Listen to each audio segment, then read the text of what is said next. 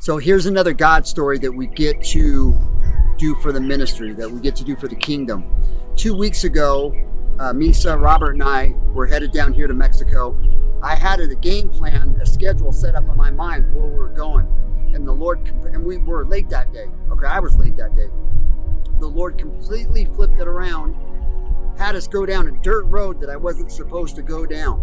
We went and poured into a church that nobody goes to. On the way out, he highlighted, but I didn't know what he was going to highlight yet. There was a family, there was a mother with 6 little girls.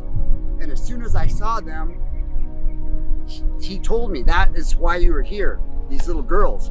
So we stopped, gave them food, gave them some money, and then we left. There was a good communication. When we left, the Lord said, you're going to build them a house. I'm like, okay, whatever that means, okay? So once again, now it's the week after, we go to where the mom sells drinks like Cokes and chips and such on the side of the road. She brings all the kids, the 6 little girls. So they weren't there. We got there too late. I got there too late. But because Misa is the man of God he is, he was able to speak to some people. We found out where they live. We came to their house. They basically have no floor, no roof. There's a tarp over it. There's no running water. There's no electricity. The land they have, they're 2 months behind. It's like the worst of the conditions as you could be. Nobody's taken a bath or shower in how long, I don't know. And I don't mean that with disrespectful. I mean that with no disrespect. So obviously they're not paying their mortgage. They don't have food. They don't have a lot of things. They don't have clothes. It's the same clothes they wear day in and day out. So we came here today specifically for this family. We brought them a bunch of food, but they don't have electricity. So I can only give them so much. We can only give them so much because it won't last that long.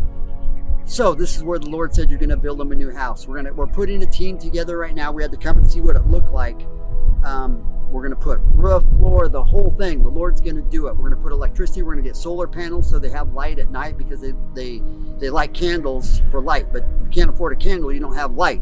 So we're going to show you more of this story, and it's by knowing the Lord's voice when he speaks to you. You have to know. You don't have to do anything, but when you're doing things for the kingdom, you're going to learn to know his voice. I didn't have to go down that road. He didn't have to highlight this family to us, but he did. And now you're going to see something from the beginning, the fruits of it, until the end, and how the Lord works. We're out here in the middle of Mexico. How, I don't know, other than the Lord showed us. So you're going to see how the Lord works and what this ministry is about, and how we touch people, how the Lord allows us to help people. But this family is like second to none. You got little kids. It's just amazing. Bringing food, clothes, shoes, all this stuff. And for those of you that partner with us, I want to thank you, because you can see we're boots on the ground. You don't have to be here, because Meets are shooting the video, so you can see how this whole process plays out. Like every dollar you donate, you sow into this ministry, goes to families like this. So we're just out here, dirt roads, again, no electricity, no water, but we're going to bring it to them, or figure out the best way to make life possible and better for them, get them in school, or however that looks.